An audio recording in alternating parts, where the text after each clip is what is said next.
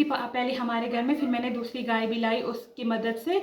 तो मैंने अपना रोज़गार अच्छे से चलाना थोड़ा शुरू किया। जैसे कि पहले अगर हमारी मंथली इनकम होती थी 3000 रुपये या 4000 रुपये, उसके बाद हमारी मंथली इनकम 6000 रुपये पे पहुंच गई।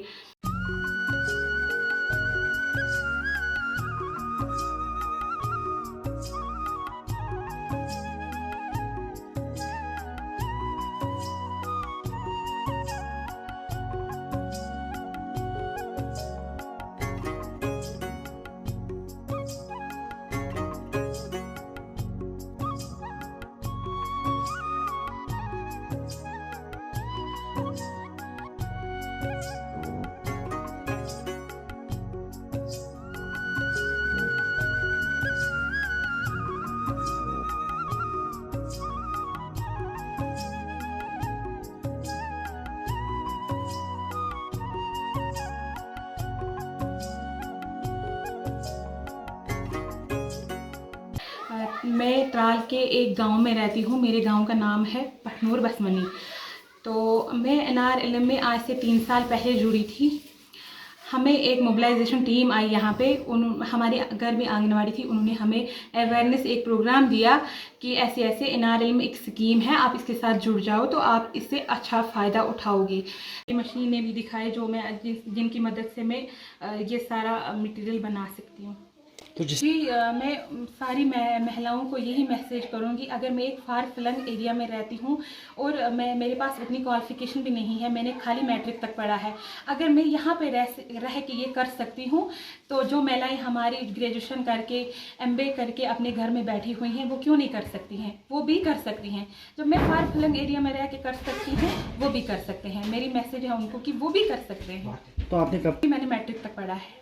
जैसे घर का माहौल ऐसा नहीं था कि मैं मैट्रिक के बाद POC में ज्वाइन कर सकूं, मैं नहीं कर पाई। मोबिलाइजेशन टीम भेजी यहाँ पे, उन्होंने हमें अवेयर किया तो हमें पता चली, हमें सोचा कि हमें इसके साथ जुड़ना चाहिए। तो जब हम NRLM के साथ जुड़ गए तो हमारी बहुत सारी प्रॉब्लमें दूर हो गई। तो लास्ट में मैं ये कहूँगी कि मैं गवर्नमेंट का शुक्रिया अदा करना चाहती हूँ कि जिन्होंने महिलाओं के लिए ये स्कीमें रखी हैं, वो किसी पे डिपेंड नहीं है, वो खुद इंडिपेंडेंट हो सकती हैं, वो खुद अपना रोज़गार कमा सकती हैं। यही कि अपना रोज़गार नहीं, वो साथ में अपने परिवार को भी पाल सकते हैं। तो मैं लास्ट में यही कहूँगी कि मैं गवर्नमेंट का शुक्रिया अदा करना चाहती हूँ, खासकर NRLM है जो स्कीम, उसका भी शुक्रिया अदा करना चाहती हूँ कि उसकी वजह से मुझे ये सब नहीं। फिर हम NRLM के साथ जुड़ गए। तो फिर मैं खुद मोबिलाइज़र का काम कर रही थी, क्योंकि मेरे पीछे मेरी फैमिली थी जिनको पालना बहुत मुश्किल था मेरे लिए। तब NRLM मुझे 1500 रुपये की सैलरी देता था, लेकिन मैं उस 1500 रुपये पे भी सेटिस्फाइड थी कि शुक्र अल्लाह का मुझे ये 1500 रुपये मिल रहे हैं। उसके बाद क्या हुआ कि जब हमारा पहला रिवॉल्विंग फंड आया तो मैंने उससे भी कुछ लोन लिया और अपने घर के लिए कुछ थोड़ी बहुत गाय एक थी पहले हमारे घर में, फिर मैंने दूसरी गाय भी लाई उसकी मदद से। तो मैंने अपना रोज़गार अच्छे से चलाना थोड़ा शुरू किया। जैसे कि पहले अगर हमारी मंथली इनकम होती थी 3000 रुपये या 4000 रुपये, उसके बाद हमारी मंथली इनकम 6000 रुपये पे पहुंच गई। और मैं अपने यूनिट से यहाँ पे एक तो रॉ मिल्क मैं बेचती हूँ आर्डर के हिसाब से, क्योंकि रॉ मिल्क यहाँ पे कम ही बिकता है। पनीर ज़्यादा बेचती हूँ मैं, क्योंकि पनीर की मुझे बहुत डिमांड है, क्योंकि आजकल ऑर्गेनिक चीज़ कहीं पे नहीं मिल रही है। और मैं 100% ऑर्गेनिक बनाती हूँ यहाँ पे कोई मिलावट नहीं है। आपसे 100% ही ऑर्गेनिक हो गया। तो यहाँ पे अभी अवेलेबल पनीर भी बना हुआ है, आप देख सकते हैं, घी बना हुआ है आप देख सकते हैं, रॉ मिल्क भी मौजूद है, दही भी मौजूद है आप देख सकते हैं। और मैंने आपको ये मशीनें भी दिखाई जो मैं जिनकी मदद से मैं ये सारा मटेरियल बना सकती हूँ।